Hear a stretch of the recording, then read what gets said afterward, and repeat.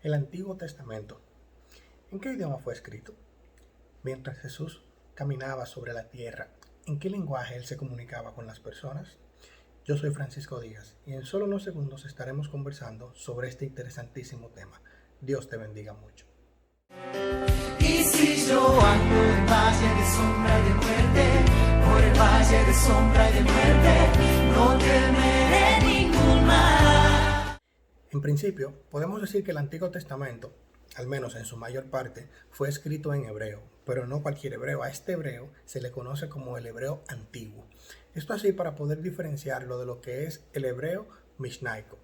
¿Qué es el hebreo mishnaico? Bueno, es un idioma que se restauró de manera artificial para que se pudiera interpretar de manera más sencilla. Incluso hoy en día el idioma oficial del Estado de Israel es este hebreo, el hebreo moderno o hebreo mishnaico. Muy interesante que los primeros 5 libros de la Biblia, Génesis, Éxodo, Levítico, Número, Deuteronomio, fueron escritos en hebreo antiguo. Solamente un único versículo del libro de Génesis fue escrito en otro idioma diferente al hebreo, que es en arameo, del cual hablaremos en un momento. Ahora bien, no solamente estos primeros 5 libros, lo que se conoce como la Biblia hebrea fue escrita en hebreo, valga la redundancia. Solamente algunos versículos de Esdras, Jeremías y los primeros capítulos de Daniel fueron escritos en arameo. El idioma hebreo tiene algunas características muy interesantes. Uno de ellos es que, como quizás ustedes saben, el idioma hebreo no tiene vocales, se compone únicamente de consonantes. Y estos, para darle una pronunciación que se pudiera entender, lo que hacían era que a las consonantes le colocaban puntos, ya sea arriba, debajo o en el centro. Y estos puntos venían siendo como las vocales o las tildes, como las conocemos en el día de hoy. Y las pronunciaciones que se le daba a cada palabra era lo que podía diferenciar, ya sea un verbo, futuro, pasado o presente, o incluso una palabra de la otra. Interesante, ¿verdad? Otra cualidad interesante que tiene el idioma hebreo es que ellos básicamente suprimen lo que sería el pronombre personal y se lo incluyen al verbo. Por ejemplo, siguiendo con KTB, con escribir. Yo no voy a decir yo he escrito. En lugar de eso digo he escrito. No voy a decir yo estoy escribiendo.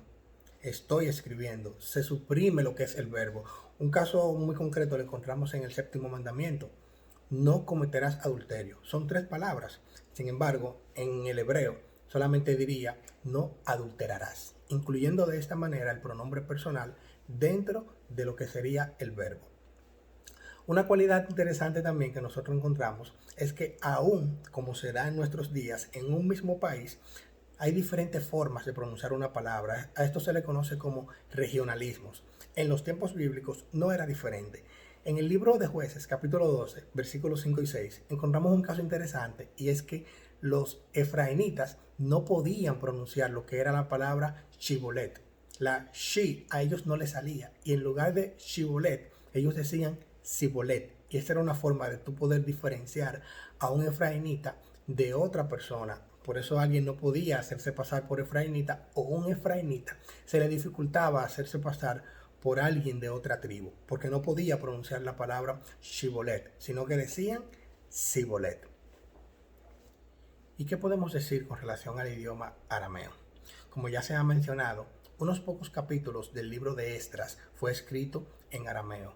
Puntualmente el capítulo 4, verso 8, hasta el capítulo 6, verso 18. Lo propio ocurre con Jeremías, capítulo 10, verso 11, escrito en arameo, y en Daniel, desde el capítulo 2, verso 4, hasta el capítulo 7, verso 28, también fue escrito en el idioma arameo. La similitud existente entre el arameo y el hebreo podemos decir que es la misma entre el castellano y el portugués, que hay diferencias en las palabras, en la pronunciación, aunque tienen ciertas similitudes. Sin embargo, son 2 idiomas completamente diferentes. ¿Cuál es el origen entonces del idioma arameo? Podemos decir que el origen del idioma arameo es Mesopotamia. Esta fue la cuna del arameo. Algunas tribus arameas, los caldeos, vivían al sur de Babilonia.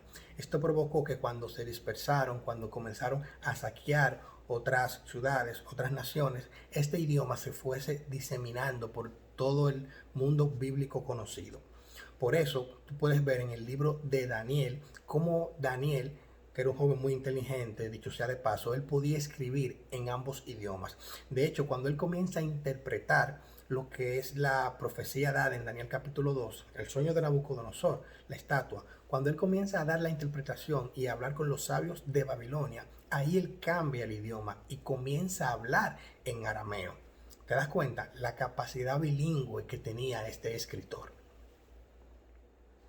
En ese orden de ideas, como resultado del cautiverio babilónico, los judíos adoptaron el arameo en lugar del hebreo durante los últimos siglos de la era precristiana.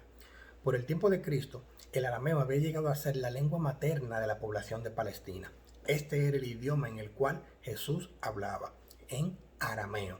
Algunas expresiones que nosotros encontramos en el libro de Marcos se muestran claramente el idioma tal y como Jesús lo dijo. Por ejemplo, en Marcos capítulo 5, verso 41, Talita Cumi. En el mismo libro de Marcos, capítulo 7, verso 34, Efata. Y también cuando Jesús dijo aquella icónica frase, Eloi, Eloi, lama sabactani. En Marcos capítulo 15, versículo 34. Así que estos eran los idiomas que se hablaban en la era bíblica y el arameo fue el idioma natural en el cual Jesús hablaba. Dios te bendiga mucho y espero que esta información haya sido útil para tu vida espiritual. Bendiciones. Y si yo ando en valle de sombra de muerte, por el valle de sombra y de muerte, no temeré.